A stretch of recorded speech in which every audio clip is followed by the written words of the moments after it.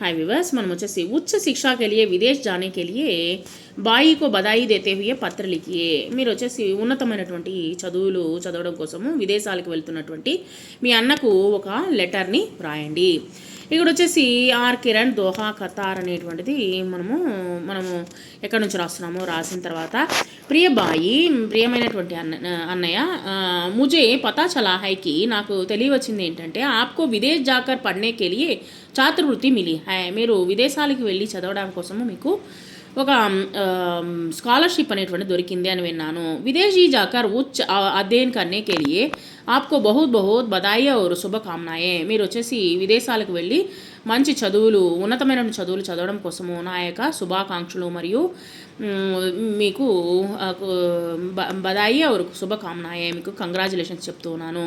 ఆప్ అప్నే జీవన్ మే ఇసీ తరహ, మీరు మీ యొక్క జీవితంలో ఇదే విధంగా ఉన్నతి కర్తే రహో, ఈ విధంగా మీరు ఉన్నతమైనటువంటి చదువులు చదువుకోవడం కోసము ఇంకా పెరగాలని అనుకుంటున్నాను, అభివృద్ధి చెందాలని అనుకుంటున్నాను. ఆప్కా సమర్థన్ సంఘర్ష్ ఔర్ సమర్పణ్ సఫలతాకి రాహ్ బనేగా.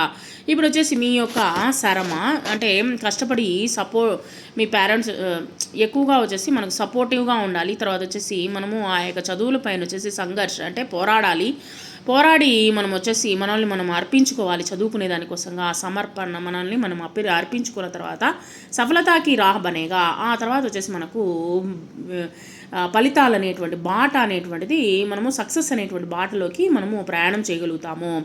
భగవాన్ ఆప్కి హర్ మనోకామన పూరీ కరే, మీ యొక్క మనసులో ఉన్నటువంటి ప్రతి ఒక్క కోరికను తీర్చాలని భగవంతుని ప్రార్థన చేస్తున్నాను.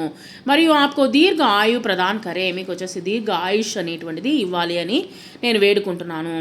ఆప్కో నయీ యాత్రకే లియే, మీ యొక్క కొత్త యాత్ర కోసంగా కెలియే బహుత్ సారీ శుభకామనాయే, మీకు కంగ్రాచులేషన్స్ అని తెలుపుతున్నాను అని చెప్పేసి ఇక్కడ చెప్తూ ఉన్నారు.